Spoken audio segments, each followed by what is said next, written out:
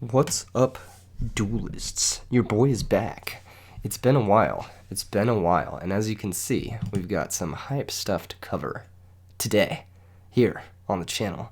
I am still a little bit sick. COVID-19 got the best of me the last week, unfortunately. Feels like I'm getting punched in the throat every time I speak, but I do got to talk about some of this stuff. Now, we have launched registration for the first IRL RBET, which will be taking place at Card Addiction in Fullerton, California on June 10th. This form is the submission form that you need to fill out in order to sign up for the event. It is a Konami sanctioned event. There's a lot of really cool prizes. There's obviously an entrance fee. We do have to pay for the venue, pay for the prizes, pay for the judges, pay for everything. You get the idea. If you guys want to join this, there's about 21 slots left. Go ahead and join the really big Discord in the description below, and you'll be able to find the sign-up sheet there. Now, the other thing I want to talk about in this video are the top 8 deck lists from Devastators 3. And the reason I want to talk about these is not only do these players do an excellent job at pioneering some really cool stuff, but they also earn their invites to RBET Rulers in November. So I just want to give a shout out to these players on the big screen. You get the idea. Go ahead and smash like, subscribe. Let's get into top 8. Top 8, the first list, we got Sanchan's Machina deck list. This is a Lightshorn Machina deck list. It looks very similar to the Lightshorn Machina decks we've been seeing recently. Few notable tech cards, though. We've got a Fossil Dyna in the main. We've also got only one Lila. So it looks like he opted to go for just one Lila as an option off of charge, maxing the DD Warrior Ladies. Maining Fossil Dyna to help go for game shots. Not playing limiter removal. That is something that I personally disagree with. I think limiter removal is the best card in this deck. So, something to consider. Sideboard pretty cool. Got the Zombie Worlds to help stop Chimera Tech from happening to you or system down as well. Also stops tribute summoning of Caius, Vanity's Fiend, that kind of stuff. Soul Release for the graveyard shenanigans. A compulsory evacuation device. We'll get to that in a second. Pardon me. Triple D Prison and Triple Dust Tornado. Solid stuff. Nothing too out of the ordinary. One thing that I might change about the extra deck is I would get that beast guy, Zeman, because you can make it with Gale and Hamster. Yeah, Zeman. Yeah, next top 8 deck list. Also Machina. Haha, interesting. This one's got triple Machina Force with a Scrap Recycler as a way to find Machina Fortress. This one also doesn't have limiter removal. I don't understand why these people are smoking crack and don't want to play limiter removal, but hey man, maybe they felt they needed to nerf themselves for some reason. This one does not have the main deck Fossil Dyna, but it does have the 2 in the side, electing to side the 2 Cyber Dragons as well, which is nice. An extra Kaiku the Ghost Destroyer on the sideboard, pretty sweet. Very solid stuff from Sheldon here. I like this list a lot. I do like Triple Avarice as well. I think I like this list a little bit more than I like the previous one. But I cannot condone any list that doesn't have limit removal. What the hell, man? That card is literally just summon Gear Frame and immediately win the game. I don't get it. Maybe I'm crazy. Maybe I'm the problem, Kappa. Alright, congratulations to Sheldon. 2 Lightsworn Machina in top 8. That's crazy. This is the first time I'm looking at these deck lists. So, I'm not privy to some of this information. Alright, next one. We've got Diva Hero. It's been a little while since Diva Hero topped anything. This list looks pretty solid. It's got Dark Grepher, Triple Caius. I like that a lot. Penguin Soldier. That's absolutely poggers. Really cool tech. Really enjoy Penguin Soldier in this format a lot, actually. I think it's a very underrated card. It's also pretty solid. Just, water can bounce things. Not playing the Snowman Eaters. Instead, just going for the 1 Penguin. I wonder why. I guess we'll never know. Sideboard, Nobleman, of course, for Raikou. Gives Absolute Zero a little bit of a headache. Deck Dev, which you can make Catastrophe pretty easily, so I guess that makes sense. You can deck dev in some matchups. Very nice. Yeah, not much to say about this deck list. It looks very solid. Honestly, I have nothing to complain about here. The Penguin Soldier tech is actually really cool. I think that's a really solid choice from a true hero. I've played against a true hero a lot on the channel. I think he's a really good duelist. I like genuinely think he's very talented at the game. I think he deserves this top, and I'm happy to see him in the RBET Rulers roster yet again. I believe he was in it last year as well. So congratulations. Great deck list, great performance. Happy to see him.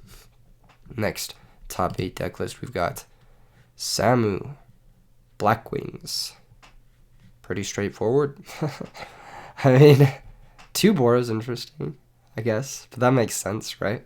In the sideboard, we've got triple deck dev. That also makes sense. Definitely fearing fairies. Fairies winning the last tournament and being the worst matchup possible for this type of deck. Definitely want to have that and the light mirrors in the sideboard for that sort of matchup. It's just such a bad matchup. You have to have some sort of sauce for it, or else you're going to get rolled every single time. Good stuff. Nothing too crazy. Pardon me again. No torrential tribute, but triple D prison in the 55. DD Crow, Cyber Dragon, all pretty straightforward stuff. Triple pulling the rug.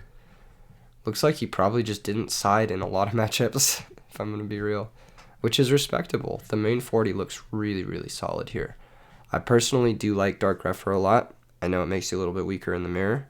I know it makes you a little bit weaker in some matchups, but I think it's necessary to have that level of threat density in a deck like this. I think you just have to max them.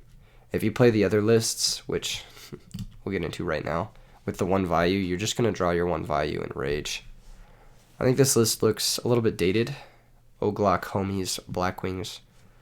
It doesn't look bad by any means. It just looks a little bit dated. We're not seeing anything really new here. I do like the 2 main deck Dust Tornadoes. I've said this a lot. I think a lot of people will only set 1 against blackwings to play around Icarus attack. And as a result, they get blown out by Dust Tornado and Space Typhoon a lot.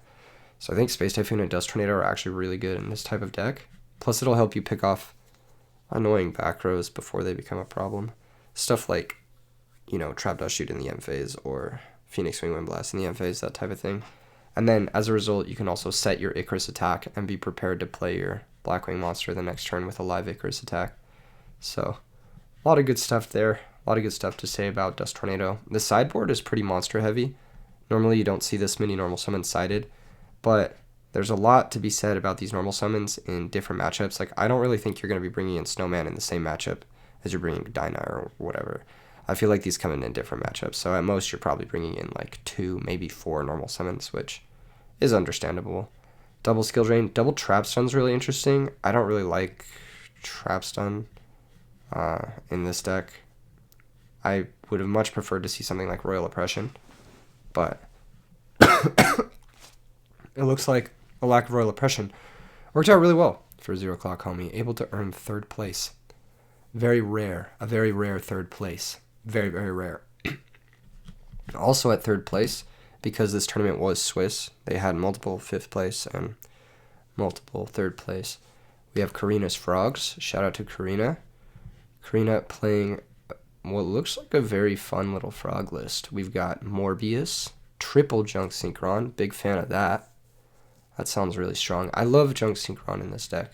I think it's one of those cards that got developed recently, but actually has a lot of promise. Has a lot of promise. Bring back Swap Frog, bounce the Junk Synchron, Infinite Wall. You could do a few other fun things. And it gives you Synchro access. It's 1300, which is a great stat line. It can attack over Fossil Dino, which normally gives this deck trouble. I actually really like the inclusion of Junk Synchron. It's also a Rota target and an Allure target, so allows you to play 2 powerful spell cards that your deck normally wouldn't get the chance to play. And it also gives you enough Darks to play Dark Armed, which is pretty cool too. I like this list a lot. There's very little to dislike about the main deck here. I think Goldsark is pretty sweet, actually. Goldsark for Dark Armed is kind of nice. Goldsark for Brain Control. You have a lot of good targets here. Caius even isn't bad. And you can stall out with Dupe Frog pretty easily to make sure you survive those 2 turns, or with Fader or Threatening Roar. I like this list. Very, very good list. Sideboard, triple Vanities, triple DD Crow. I like it. A lot of quick play spells, couple Soul Exchanges. Also like that. Trap Dust Shoot, solid one. And double Dust Tornado to help fight against Mask of Restrict. Pardon me, guys. This COVID really kicking my ass. One interesting thing about this list is that there's no Cyber Dragons. So I'm shocked that she was able to fight her way through a field of Machina with this type of deck list, because I feel like Machina would have a heyday against a deck like this. But seemed to work out pretty well. Can't complain. One thing I also might consider if I was playing a deck like this is I would probably consider a Dark Dust Spirit somewhere. I think that card combos really well with Battle Fade or Threatening Roar. But overall, really solid stuff. Congratulations to Karina, earning her invite to the RBET Rulers in November. Next up, second place. This is where the juicy stuff starts happening. We've got Zico's Dragons. Pardon me. Damn, this COVID is kicking my ass, bro. It's kicking my ass. Now, this is a really sweet deck list. I say that because it looks almost identical to the deck list that I posted here on this channel. Triple DD Warrior Lady. Instead of the second Starlight Road, he's got on My Body as a Shield. A little bit of diversity. Gotta respect it. Main deck Dust Tornado instead of the main deck Mirror Force. Also gotta respect that. And a main deck Prime Material Dragon. I wonder why. Probably to help deal with stuff like Absolute Zero. The sideboard in Zico's list, and I'm not sure if I'm pronouncing your name right. Sorry, Zico. Ace of Spades on Discord. But sideboard, very fire. We've got Lightning Vortex, Soul Taker, Double Knock. So a little bit of diversity in the removal spells. We've got one Solidarity. Solidarity combos really well with both White Knight and Prime Material. I have used it in the past. I've gone back and forth on Solidarity on the side. It's a card that can help in some matchups. It makes blackwings a little bit of an easier time, but overall, it can be okay. You do get the benefit of being able to play Solidarity and Starlight Road in the same deck, which is super disgusting. Not a lot of other decks get that benefit because obviously Stardust Dragon's a dragon and it'll shut off your Solidarity in a lot of other decks. So actually every other deck. Double Prohibition. Name the card you lose to, and then you don't lose to it anymore. Easy clap. Burial from the Different Dimension. I'm confused by this one. This one doesn't make a lot of sense, but made sense to Ace of Spades here. Yeah, I don't really understand this one. I guess it kills Drill Warrior. If you don't have Double Oppression, then yeah. It kills Drill Warrior, but can also like recycle a Wyvern or something. And recycle your totems. Okay, it's not terrible. It's not terrible. It's not great. I don't know if I'd play it or not. I wonder if it came in at all. Double Dust Tornado, obviously for back row. Double Pulling for Monarchs, obviously. Road for extra back row removal. Not removal, back row protection. Mirror Force in the side. I don't get that, but maybe he thought it was worse than Smashing Ground or something. And then Royal Oppression, obviously, a house. I've played this deck a lot before. I've said pretty much all there is to say about it. The DD Warrior Lady is the latest tech that ProStorm and I came up with for this deck list. I'm pretty happy with it. I think it's really solid. Obviously, I'm sure Zico thinks it's pretty solid too. So, congratulations. Second place finish. Losing, of course, to, if you saw the most recent video, Carpath's Sky Scourge Fairy deck list in first place, which is just a disgusting deck list. It's kind of cool to have a prediction about a format and to see that prediction come true, even though it did take a couple of years for people to get good enough to start playing legit decks. Kappa. Nah, I'm just throwing shade. But first place Fairies, second place Dragons, and it's two deck lists that I had a lot of hands in innovating in a couple different ways, personally. Like adding the DD Warrior Ladies to the Dragon deck list, or the Cyber Valley Mind Control to the Fairy deck list, or just pioneering the Fairy deck list at all. It's kind of cool. It's kind of a moment of joy to see the stuff that you create succeed. To some degree. Obviously, I'm not an advocate for Sky Scourge fucking Enrise, but congratulations to Carpath for winning with this cursed tech. Carpath's the GOAT, let's be real.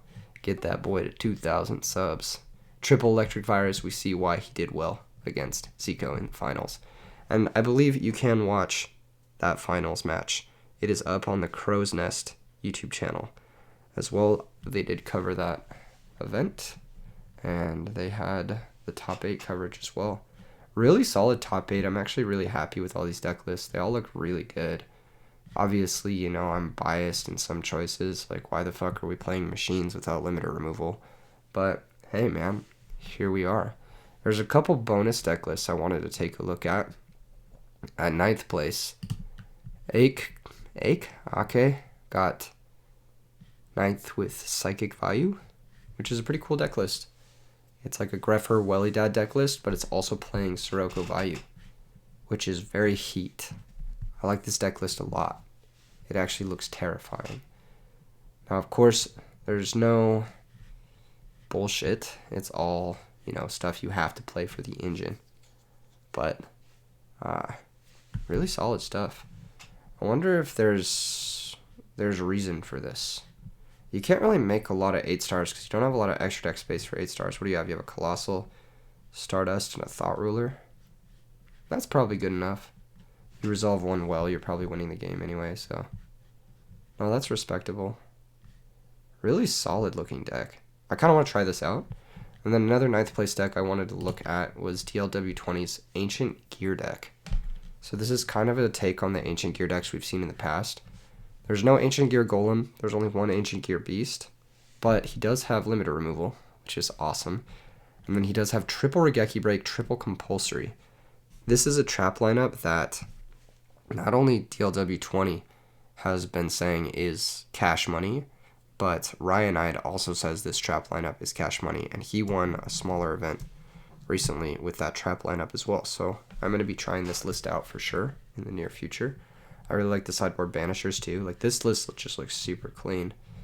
Can't wait to play it. In any case, thanks for tuning in, guys. Don't forget to smash like, subscribe. You get the vibe. And stay safe. Hopefully see you guys in Vegas, provided my test is negative. Peace out, everyone.